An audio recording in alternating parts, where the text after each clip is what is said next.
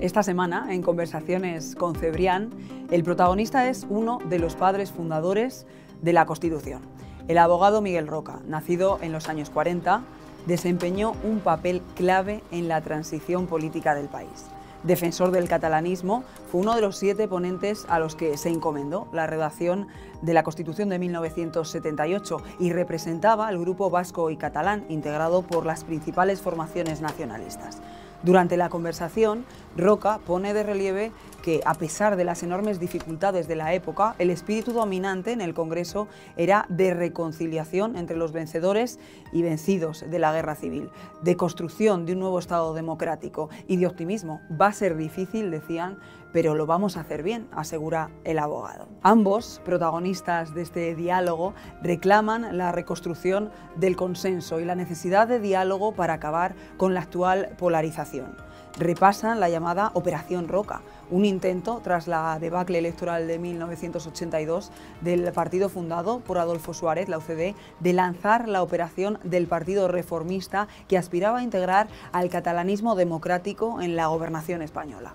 Fracasó en las elecciones de 1986 sin obtener un solo escaño. Por cierto, Florentino Pérez, el actual y mítico presidente del Real Madrid, era el secretario general de aquel partido. En la conversación de hoy, grabada hace 2 semanas, se habla de que es preciso devolver la centralidad a la política española, pero también a la europea, y huir de los extremismos y de la confrontación creciente. En suma, una interesante charla en torno a la libertad, base de toda democracia. El político nacionalista catalán se refiere, como es lógico, a la situación actual en Cataluña, ya en plena campaña electoral. Cree que las cosas se han complicado, pero mantiene la esperanza de que pueden resolverse sobre las mismas bases que entonces, cuando él desempeñó un papel clave en el proceso de construcción democrática, sentándose a hablar y respetando al adversario. Y hace también referencia al gobierno actual, a la situación económica del país, a la sequía e incluso hasta el fin de la Golden Visa. No se lo pierdan.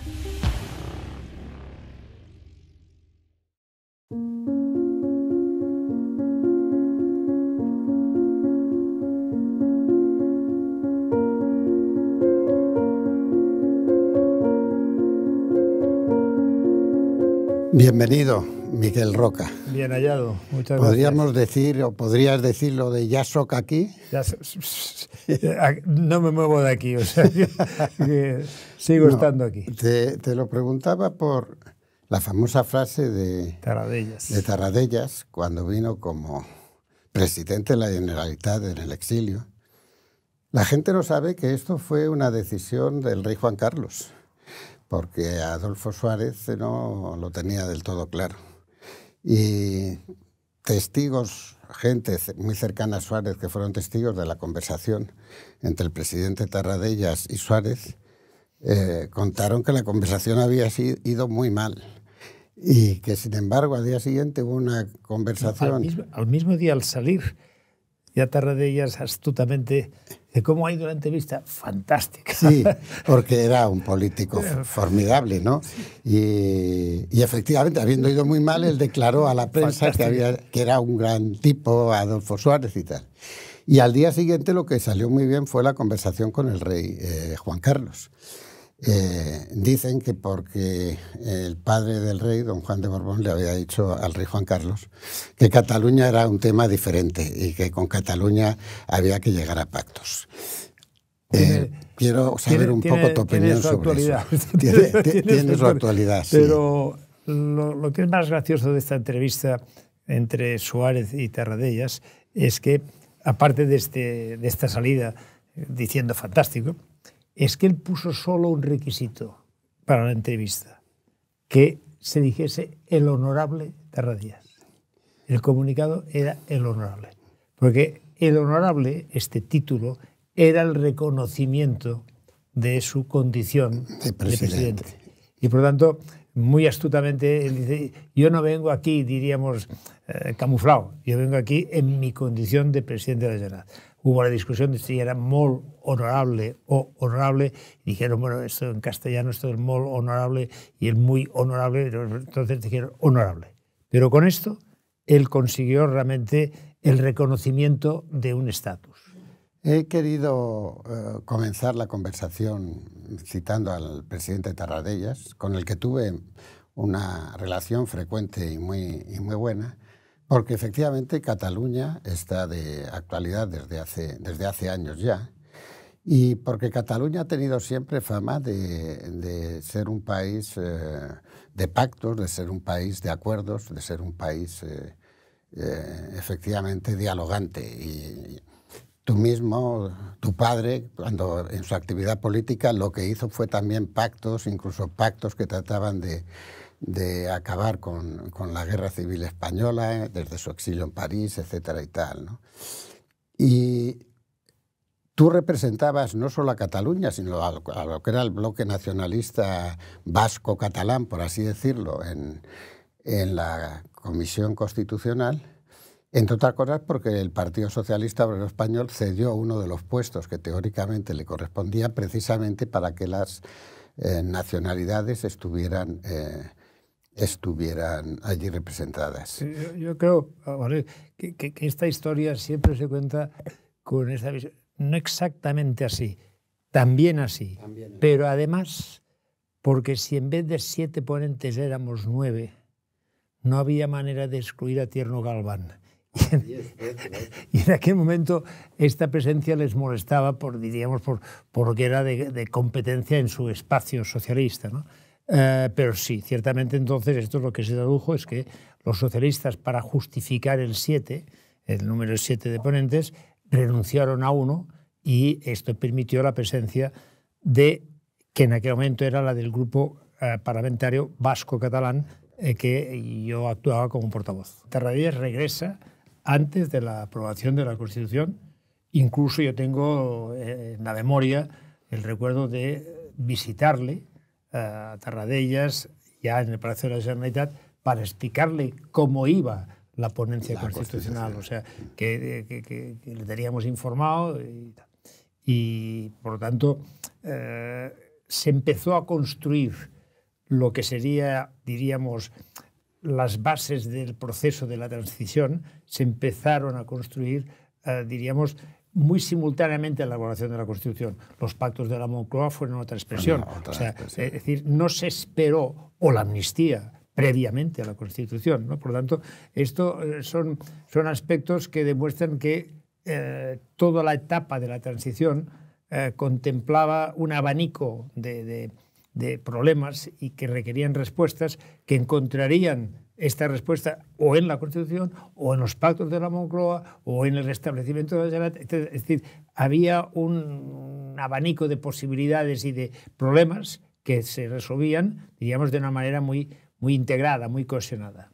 Bueno, el caso es que efectivamente el tema autonómico, el reconocimiento de las lenguas autóctonas en determinadas regiones del país, etcétera y tal, y la presencia del catalanismo, el nacionalismo catalán, el nacionalismo vasco, los movimientos herederos del nacionalismo gallego, fueron muy importantes en la redacción constitucional. Y hay que decir que en la experiencia de las dos repúblicas históricas, el problema catalán jugó un papel, empezando por la declaración unilateral de Esquerra Republicana antes de la proclamación de la República Española. Esta Constitución es la que más ha durado prácticamente de la historia de España, con un desarrollo enorme de las autonomías en general y de la autonomía catalana en particular. Yo te he oído decir alguna vez, recordar, que en el Estatuto de la Segunda República, y que en realidad en la Segunda República el único estatuto que funcionó fue el catalán, porque el vasco y el gallego llegaron a última hora y prácticamente no. Se denominaba a Cataluña no como una nación ni como una nacionalidad, sino como una región de España. Una región, sí, sí. Vamos a ver, primero, yo creo que no hay discusión posible sobre que lo que diríamos la organización de la República, que se tomó como un punto de referencia en la Constitución española y en todo el proceso de la transición, fue ampliamente superada por lo que la Constitución representó, incluso y especialmente en el terreno autonómico. ampliamente superada en los aspectos de, incluso propiamente en el sistema educativo o en el sistema de la protección de las lenguas, etc. Esto fue ampliamente superado por la Constitución. Tú sabes que de hecho hay una crítica que se formula a veces, es decir, que fue un error la generalización autonómica. Yo creo sinceramente que no. Y lo he defendido siempre y lo seguiré defendiendo. Es decir, en mi manera de entender lo que es la democracia es muy difícil que yo niegue a los demás el derecho que reclamo para mí. Si yo estoy pidiendo para Cataluña un derecho al autogobierno, un derecho a poder tener una expresión de poder compartido, y otros lo quieren y tienen, a mi entender, más o menos fundamento, pero lo quieren, yo no voy a oponerme a ello. No me parece correcto. O sea, me parecería incorrecto de que, como ellos lo piden, yo tenga menos derecho. O sea, la generalización se convierta en una dilución. No.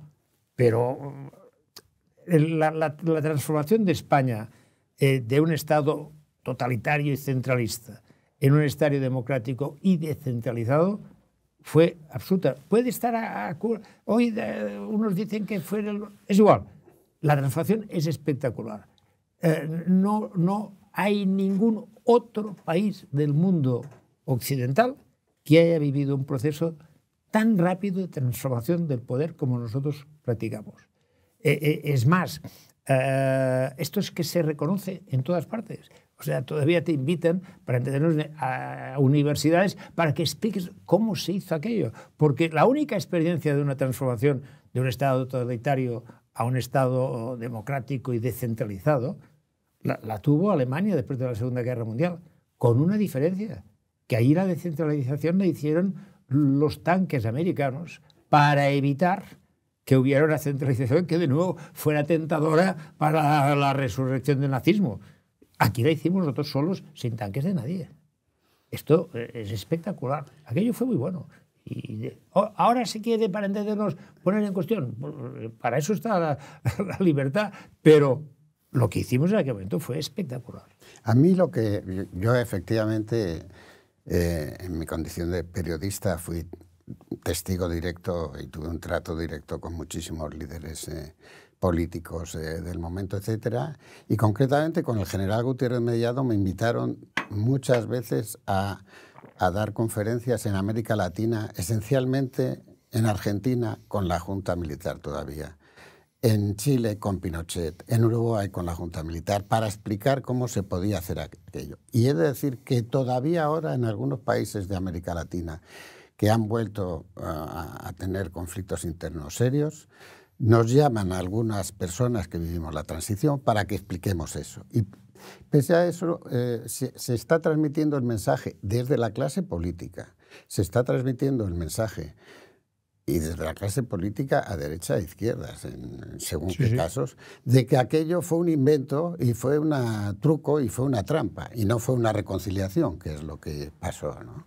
Es que es una crítica que cae por su propia base.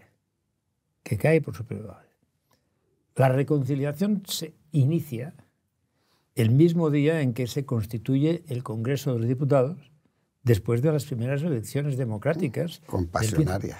Exactamente. Es decir, aquella imagen que vale más que miles y miles de palabras. Se constituye la mesa de edad que va a presidir, diríamos, la sesión de apertura de la Asamblea Constituyente, del Congreso Constituyente, y por aquellos escaños de ahí arriba baja la pasionaria acompañada de Rafael Alberti.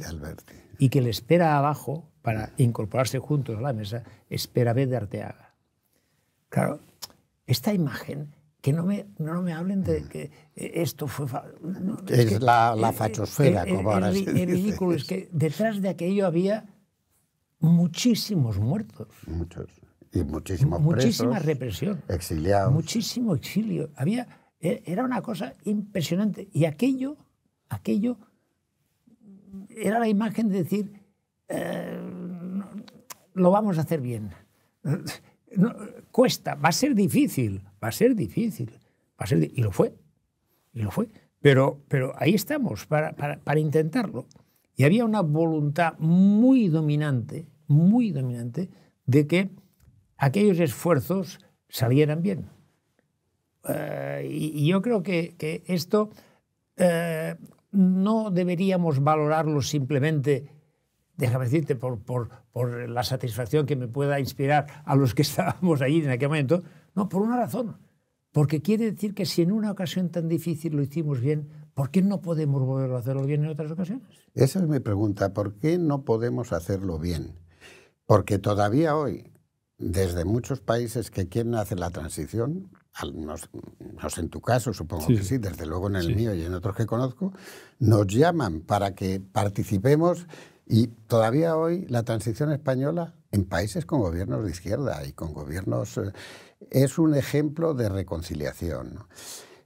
Antes de llegar a saber qué ha pasado para que estemos en la actual situación, con el descrédito terrible de la clase política en general, con la sensación de que no nos representan, eslogan que utilizó Podemos, y que en gran medida yo creo que responde a una sensación popular de que por un lado están estos señores, la España oficial, como decíamos en el franquismo, y por otro lado está la España real, que incluye a la Cataluña real, a la Euskadi real, a las gentes y a las personas y a los electores que no encuentran respuesta a sus deseos ni solución a sus problemas.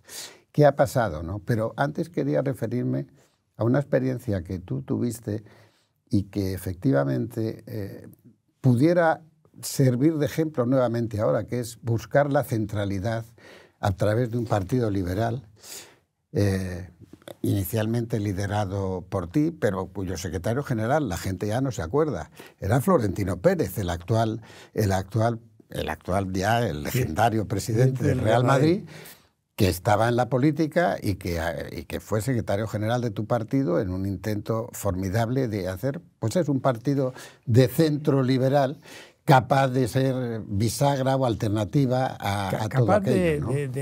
de romper el efecto bloqueante de la polarización.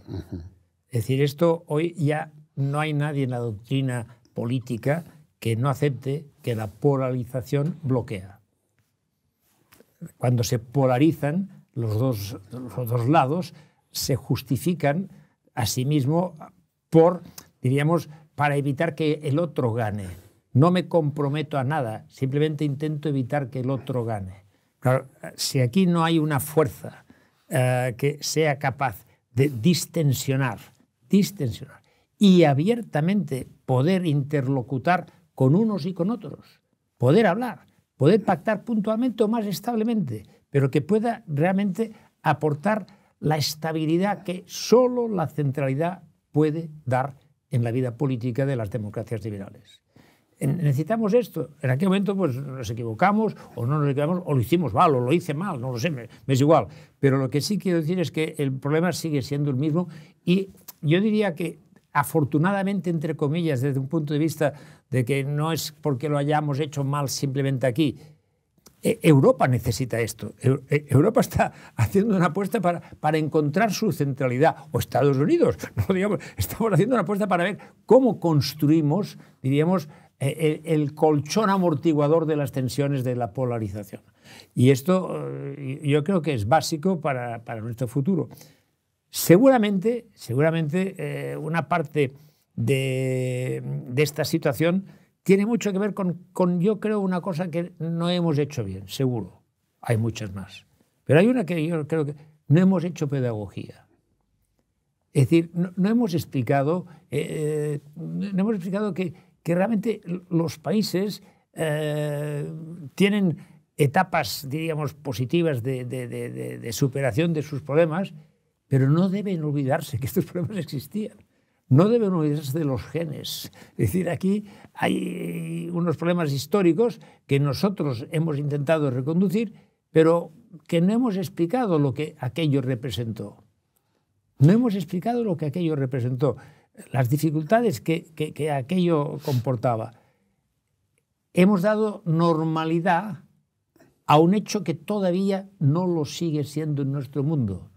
Vivir en libertad no es normal. No es normal. Y cada vez menos normal. Y es difícil, y muy difícil, porque una cosa es ganar la libertad, se gana puntualmente y sabemos más o menos lo que hay que hacer, ya lo hicimos. Aprender a convivir en ella es muy complicado. Porque claro, la libertad, ¿qué es? Es respetar al adversario. Qué cosa tan difícil. Respetar la diferencia. No únicamente, fíjate, la Constitución española tiene un artículo que no tiene ninguna otra Constitución europea. Ninguna otra. Que es que dice, en el artículo 9, número 2, no únicamente respetar los valores, sino hacerlos posibles. Remover los obstáculos que pueden poner en cuestión el ejercicio de estas libertades. Remover los obstáculos. Es decir, porque es que los obstáculos existen. Aceptar que que no piensa como yo puede incluso tener una parte de razón en algo, cuesta mucho. Es muy antipático tenerlo que aceptar. Pero desde que el mundo es mundo, solo el acuerdo ha generado progreso en la humanidad. Pero ese es el papel de los líderes políticos y lo que estamos asistiendo, no solo en España, en Europa en general, es una decadencia del liderazgo político. Si uno mira los candidatos, los que ganan y los que pierden en muchos países, no estoy hablando solo de España. Hablemos de otros, sí. Hay un deterioro real en los países democráticos, cada vez hay menos países democráticos que hace 10 años, por decir algo. La democracia iliberal, que es una definición hecha por un periodista norteamericano, está creciendo, que es llegar al poder mediante las vías democráticas y utilizar las instituciones democráticas para vaciarlas del sentido que tienen. Y eso se está viviendo en muchos países y, en mi opinión, también en este, por desgracia, ¿no? Ahora bien, al margen el tema de la representación política, ha habido otra cosa que también ha ido, no a mal, pero no ha ido tan bien como iba, que era un sueño o una esperanza que teníamos muchos españoles, yo soy madrileño, de la llamada especie de bicapitalidad española. Cosa que sucede en muchos países. Washington es la capital federal de los Estados Unidos, pero Nueva York es la capital ha sido la capital del mundo occidental. Roma es la capital de Italia, pero la capital industrial, etcétera, es Milán.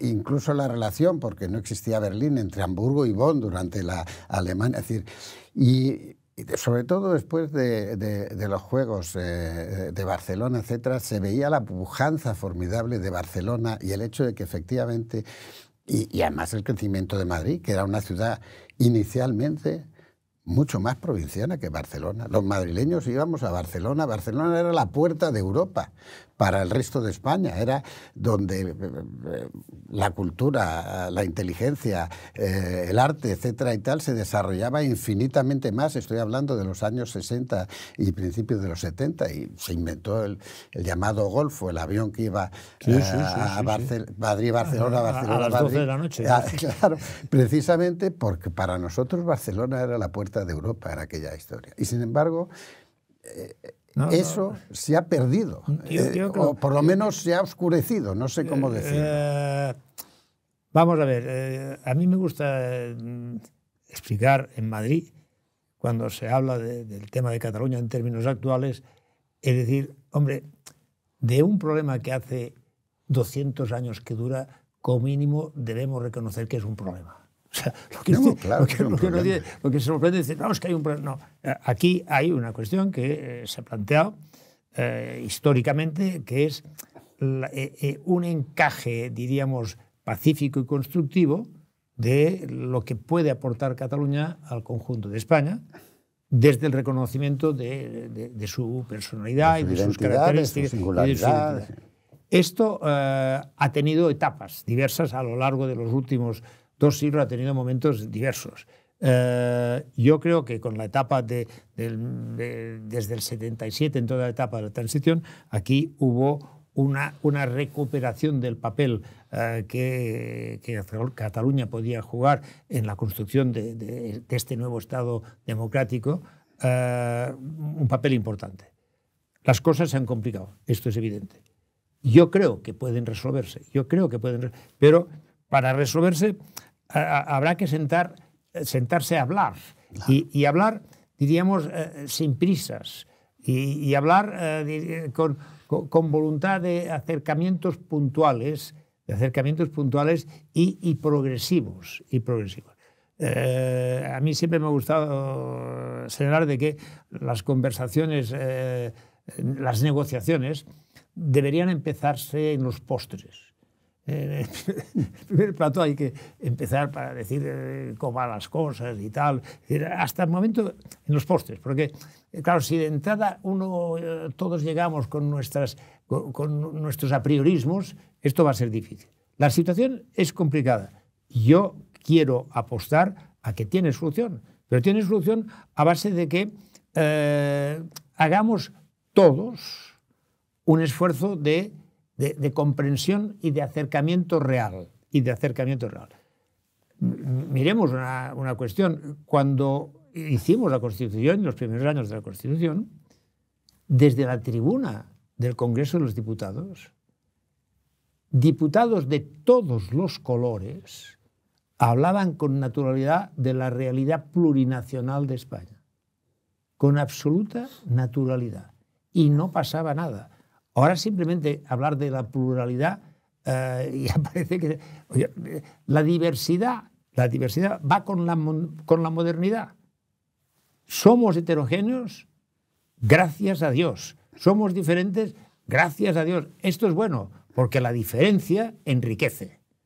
Hay que respetarla, hay que hacerla posible, pero la diferencia enriquece. Esto, yo no conozco de ningún momento glorioso de la historia de la cultura en la que se dijese, fue aquello, no, al revés, siempre la expresión plural de la diversidad, de la diferencia, de la heterogeneidad, es lo que construye las sociedades modernas. Es lo que la construye. Bien, nosotros tenemos la fortuna de una diversidad muy fuerte. Aceptémosla. Aceptemos esta diversidad y acerquémonos a hablar con naturalidad, pero no empecemos ya diciendo, pues mira que tú, a base de decir, pues mira que tú, sí, esto no tiene solución. Hay que hablar. Es un problema complejo y la situación se ha complicado y lo hace más difícil. Pero yo, racionalmente, no puedo renunciar a decir que este problema no tiene solución. No puedo. No, tiene que tener solución. Me insulta a mi condición de ser civilizado, ¿no? Tiene que tener solución. Yo también creo que tiene solución, pero creo que no se la están dando. Es decir, que este es el problema. En primer lugar, primero porque hay diversidad incluso al interior de cada autonomía. Es decir, y además no contamos con que haya 5 o 6 millones de ciudadanos aquí en este país que vienen de países lejanos, que se han integrado, que tratan de integrarse y que merecen también reconocimiento en su diversidad, etcétera, ¿no? Pero a mí lo que me preocupa es que efectivamente esa búsqueda de la centralidad política pues no aparece. Una cosa muy interesante es cuando Felipe González pierde las elecciones ante Aznar.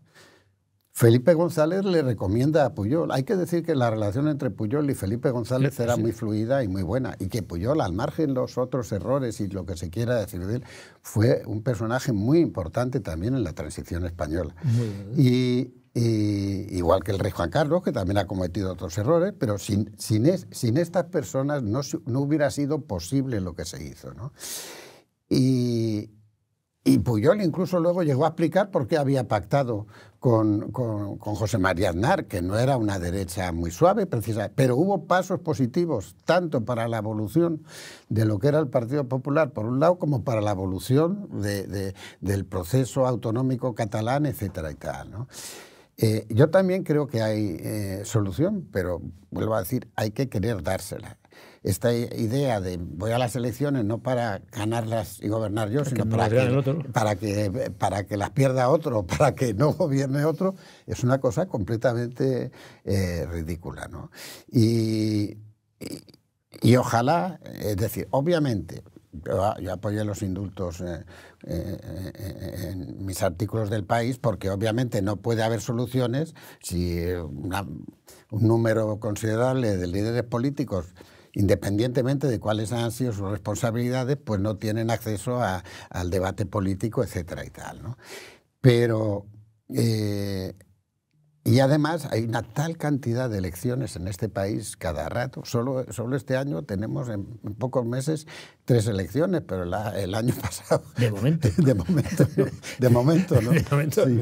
Entonces, bueno, sí, porque realmente la debilidad de este gobierno es una cosa incomprensible. Es decir, o sea, bueno, es comprensible tal y como porque no forma parte de un proyecto político, sino de un arreglo de conveniencias entre los diversos partidos, pero conveniencias a muy corto plazo, ¿no? Entonces, ¿cómo contemplas el futuro?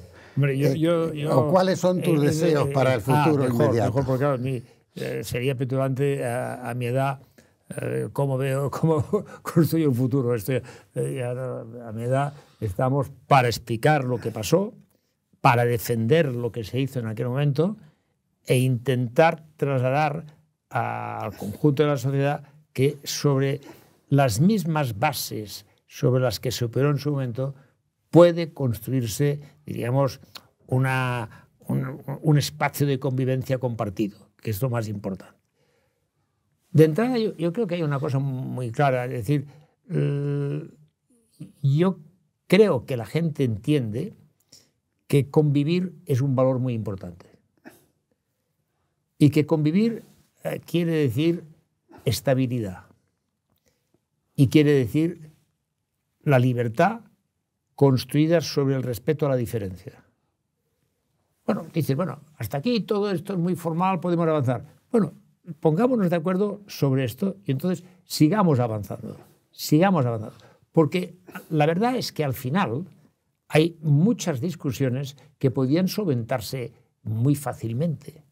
Es decir, me resulta difícil creer que, por ejemplo, ante el tema de la sequía que España está viviendo, de déficit de recursos hídricos y todo lo que esto representa, no somos capaces de ponernos de acuerdo en unas cuantas cosas para mitigar el impacto de la sequía. Es que no me lo creo. O sea, no lo puedo entender. Tenemos un problema grave en el sistema educativo. Muy grave. En toda España. Me dirán, en Cataluña, en toda España tenemos un problema muy grave porque las desigualdades se generan desde la infancia.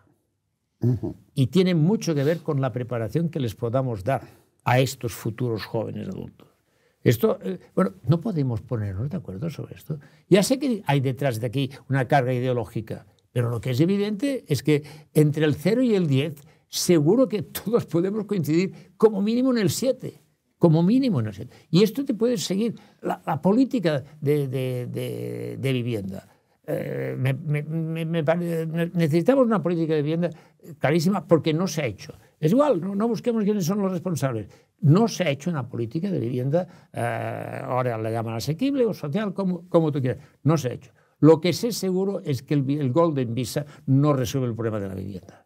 No, por supuesto. Porque no me digan... Además, porque son viviendas muy especiales para gente con muchísimo dinero y además muy pocas. Ni resuelve, ni mitiga, ni nada, de nada. Ese es otro tema que me parece muy tratable. Es decir, ¿por qué vamos a darle a alguien un privilegio en relación a otros? Por esto? Me parece bien, pero que no me lo enfoquen como problema de todos estos problemas. Dices, bueno, pero esto no resuelve el problema, digamos, más grave de cómo se encajan las administraciones y cómo se encajan las ideas que se puedan defender sobre el autogobierno en un sitio o en otro. No, pero facilitan un escenario de mayor comprensión. Es decir, si nosotros pudiéramos bajar la tensión de aquellos problemas que afectan muy directamente al ciudadano, también aumentaría su capacidad de comprensión sobre los sacrificios que pueden representar soluciones mucho más alambicadas y matizadas. Pero hay que resolver esto nos está pasando en Europa. En Europa, fíjate, ¿qué nos pasó? Europa tuvo una etapa esplendorosa y construimos el estado del bienestar después de una Segunda Guerra Mundial. Pero el estado del bienestar hoy constituye ya un activo adquirido por parte de los ciudadanos. Y quieren más, y piden respuestas a este más. Y nosotros decimos, oiga, mire ustedes, que hicimos todo aquello, pero yo quiero más, yo quiero otras cosas. Hemos de ser capaces de afrontar con mucha más voluntad, con mucho más coraje, problemas que afectan a la realidad, a la vida diaria de los ciudadanos, y que esto les permitiría recuperar la confianza. Y esta recuperación de confianza nos habilitaría para entrar en los problemas más importantes, más graves. Es muy triste una cosa, Luis. A uno les gusta, a otros no les gusta. Yo no lo valoro. Pero es cierto que hoy, económicamente, España está mejor que la media europea. ¿En según qué aspectos? Vale. Porque no en la deuda, no en la inversión extranjera, no en la productividad y no en el paro. Muy bien. Es decir, ¿en según qué aspectos? Según qué aspectos estamos mejor. Y estamos mejor de lo que estábamos. Esto es seguro. Seguro, hemos progresado. Bueno, oiga, expliquémoslo esto y aceptémoslo, porque esto, hombre, nos da moral. Si dicen, ¿cómo están ustedes? Fatal. ¿Cómo estaban? Fatal. ¿Y cómo están ahora? Peor que antes. Bien, fantástico. Pues vamos al futuro con una ilusión enorme. No es verdad. España ha tenido en los últimos 40 años una transformación espectacular. Hemos pasado unas etapas de crisis como lo han pasado todo el mundo. Nosotros las hemos vivido de una manera muy especial y muy dura, pero en este momento hay cosas, magnitudes que operan positivamente. Bueno, juguemos esta carta. Es decir, si nuestra sociedad no tiene confianza en sí misma, no hará nada. Pero yo creo que sí tiene... Que esto, perdóname, si ahora no hablo mucho y cuando hablo pues me aprovecho. Por lo tanto, me parece muy bien. pero lo que es evidente es de que lo más característico de la transición fue que la gente tenía confianza en que se iba a hacer bien. Yo diría además que la transición... Esto me lo dijo una persona relevante de la transición. La diferencia con la transición es que en la transición estábamos todos juntos, desde la pasionaria al rey Juan Carlos, y sabíamos lo que queríamos, que era libertad, democracia y estatuto de autonomía. Y ahora estamos todos divididos y no está claro que tengamos un objetivo común. Espero que digo la clase política, pero yo sí creo en los españoles, yo creo en la sociedad española.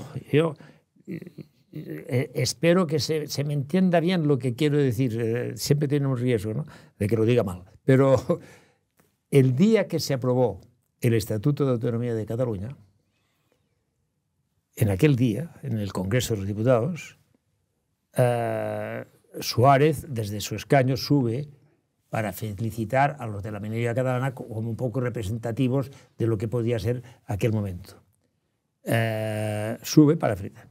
Antes de que llegue a mi escaño para felicitarme, antes de que llegue a mi escaño, yo noto aquí una mano de un diputado que llama a mi atención. Y yo me doy la vuelta y es Blas Piñar.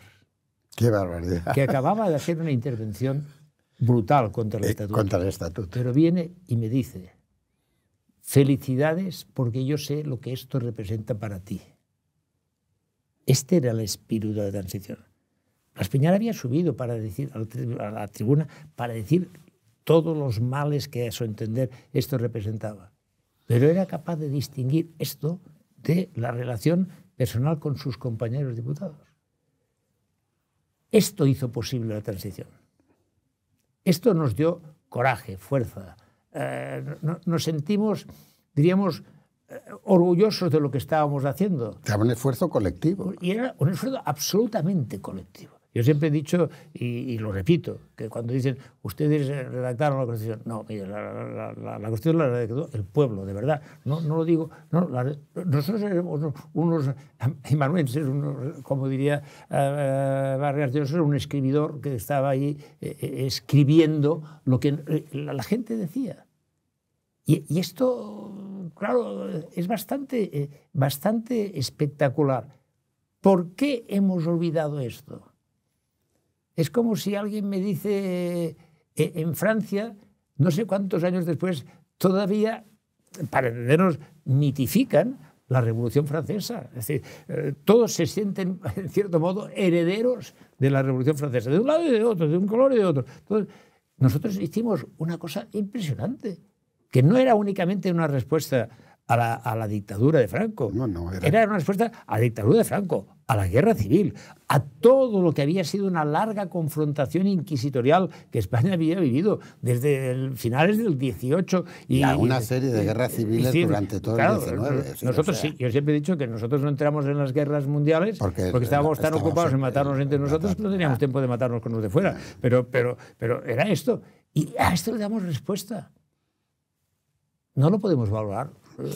Yo creo que sí lo podemos valorar, pero creo que hay que ayudarlo también desde el proceso legislativo. Yo creo que obviamente, primero, el título octavo, el título de las autonomías, que fue el más complicado probablemente no sé si fue el más complicado, pero se ha quedado muy antiguo, porque además habla de cómo puedes obtener la autonomía por la vía rápida, por la vía lenta, etcétera. Y yo creo que una reforma pactada de la Constitución que haga de las autonomías lo que en realidad son, es decir, un inicio o una cuna de un Estado federal, que tampoco hay que pensar mucho para saber cómo funciona un Estado federal, porque hay muchos ejemplos en países democráticos, prósperos, etcétera y tal. Si yo hago o hacía una conferencia en Estados Unidos, cuando hablaba de España no decía Estado autonómico, decía un Estado casi federal, porque para ellos decir Estado autonómico no entendían lo que quería decir. Y nuestra estructura, en la medida en que también nos inspiramos en la República Federal Alemana, la estructura de un Estado autonómico tiene mucho, se parece en mucho, no del todo, pero se parece mucho al... Pero hay muchas cosas casi copiadas de la Constitución de Bonn, ¿no? Sí, mira, el famoso artículo 155, que es el 37 de la Constitución Federal. Pero déjame decir, por ejemplo, hay una reforma que deberíamos ser capaces de hacer, que es la de la reforma del Senado. Si el Estado autonómico se ha consolidado, requiere de un Senado que dé respuesta a una Cámara que sea auténticamente de representación territorial. Hoy no lo es. No, hoy es al revés. Resulta que la representación territorial está más en el Congreso y en el Senado hay unas mayorías absolutas que lo opacan. Lo que ocurre es que el tema que nosotros hemos de tener muy presente es de que aquella Constitución del 78 fue la primera Constitución que España sometió al referéndum popular. Y fue aprobada por un 90% de los ciudadanos españoles. Si la queremos reformar, ya sé que el 90% es mucho pedir, pero sí que sería bueno que tuviera Tiene que haber un consenso. Un consenso, claro. Y por lo tanto el consenso no lo podemos situar simplemente en la Constitución. Deberíamos empezar unos días antes a practicar el consenso en otras cosas que habiliten o alimenten el deseo de encontrar también un consenso para unas reformas puntuales que la Constitución podría acometer, incluso dando respuesta a lo que ha sido la propia evolución de la sociedad en desarrollo de la Constitución, en el propio desarrollo de la Constitución. O sea, la Constitución ha tenido interpretaciones amplias en algunos campos, en donde ahora podía recogerse y establecerse como texto normativo, ¿no?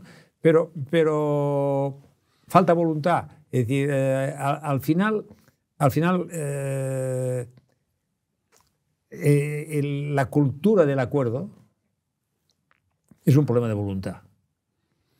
Es un problema de voluntad. Es decir, y yo ya entiendo, porque no es muy fácil cuando ya estás ahí distante que te instales en la crítica. Yo ya entiendo que esto del acuerdo es complicado, es difícil. Yo ya lo entiendo. Pero hay que esforzarse. Es que hay que esforzarse. Porque tenemos algunos aspectos que deben ser resueltos. O sea, no quiero meterme en más líos de los que me corresponden, pero no podemos resolver el Consejo General del Poder Judicial. Tendremos que resolverlo. No, estamos en una situación de incumplimiento constitucional. No lo podemos hacer. Claro, se invocan otras inconstitucionalidades, como tú sabes, pero claro, nos olvidamos de que aquí hay una cosa tan fundamental como afrontar desde el respeto institucional lo que debe ser, diríamos, un eficaz funcionamiento de la Administración de Justicia. Pero la responsabilidad es de los dos partidos. Y yo diría de los dos y de todos. Bueno, pero sí, sobre todo, ¿por qué los presidentes? Lo que dice la ley es que las cámaras deben elegir por 3/5. ¿Por qué los presidentes de las cámaras no convocan a la Comisión de Justicia o a una comisión determinada y empieza un proceso dentro de las cámaras y no en los despachos particulares de los ministros y de los representantes de la oposición, y se presentan los candidatos que se tengan que presentar? Y hay un esfuerzo parlamentario, ¿no? Porque yo creo que la otra reforma absolutamente necesaria para que haya la cultura del acuerdo es un cambio de las leyes electorales. Lo de las listas cerradas y bloqueadas nos está llevando a la partitocracia de tal manera, y la partitocracia es un problema serio para el sistema de representación política. Pero incluso, déjame decirte, yo ya tengo la sensación de que podríamos habilitar el tema de la segunda vuelta francesa. Por ejemplo. Porque, claro, la segunda vuelta francesa tiene una gran ventaja, una ventaja, ¿me entiendes? Que es que el pacto lo hace el elector, no el partido.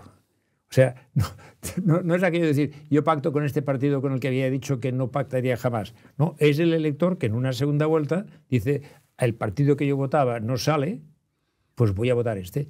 Lo ha hecho el elector, no lo ha hecho el partido. Esto descarga de mucha tensión y genera posibilidades de mayorías más estables. Todos sabemos que hay valores que se han revalorizado a lo largo del tiempo. Hemos aprendido que esto de la estabilidad realmente es un valor muy importante. Ya lo creo que lo es. La estabilidad institucional es muy importante. Y, por lo tanto, cuando nosotros entramos en crisis institucional, esto es muy pesado.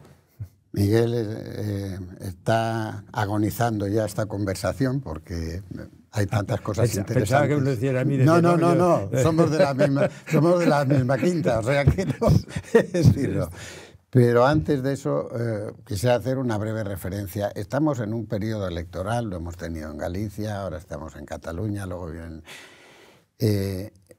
¿Tú crees que después de este periodo electoral en Cataluña y luego de las europeas, que también, independientemente de cuál sea el resultado y tal y como se están configurando las fuerzas políticas, ¿tú crees que efectivamente, en vez de hacer leyes sobre la limitación del alquiler, o además de hacer leyes sobre la limitación del alquiler y no sé qué tal y eso, los gobiernos autonómicos y el gobierno central van a hacer viviendas, que es lo que se necesita, y van a dedicar un verdadero esfuerzo presupuestario a la construcción de viviendas sociales, que es como se resuelve el problema de la vivienda fundamentalmente, es decir, y no con la Golden Visa ni con estas cosas? ¿Tú crees que la convivencia en Cataluña, independientemente de cuál sea el resultado de las elecciones, y tal y como es la tensión que hay, con los problemas que hay en la educación respecto al uso de las lenguas maternas, castellano o catalán, ¿no? Es decir, los problemas que hay en la sanidad, etcétera, ¿podemos confiar en que la clase política llegue a esta política del acuerdo, del consenso, y que mejore la vida de los ciudadanos gracias a las personas que ellos van a elegir? Déjame decirte, yo quiero confiar. Es que sería muy triste. Uno cada mañana tiene que levantarse silbando, a poder ser, ¿no?, de buen humor y tal. Yo tengo confianza en que las cosas pueden ir a mejor. Y no únicamente tengo la confianza, sino que, para entendernos, insto a que esta confianza encuentre su origen en el comportamiento de los protagonistas políticos. Quiero defender que cada uno tiene derecho a pensar lo que quiera. La democracia y la libertad es para eso. La libertad no pido a nadie la renuncia ideológica, ni la renuncia de sus planteamientos. Lo que digo es de que esto debe hacerse compatible con el respeto a los derechos de los demás y entre todos encontrar fórmulas que aseguren convivencia, estabilidad, progreso. Convivencia, estabilidad, progreso. Claro que creo que es posible. Claro que creo que es posible. Es decir, ¿Y además de posible es previsible? Harari dice en su libro no el del Homo sapiens, el segundo, el Homo Deus, dice la eternidad no es previsible, pero no es imposible. Por lo tanto, previsible lo que tú dices no, en este momento cuesta de entender, pero es posible. Es posible, claro que es posible. Claro que es posible. Es decir, nos costará entenderlos, seguro, pero todo lo que se ha hecho en otros momentos de nuestra historia también era difícil, también lo era. Y es que hemos de ser, diríamos, muy desgraciados para entendernos. Miguel Roca, padre de la Constitución del consenso, de la Constitución de la transición, de la Constitución de la reconciliación. Muchas gracias. Gracias a vosotros.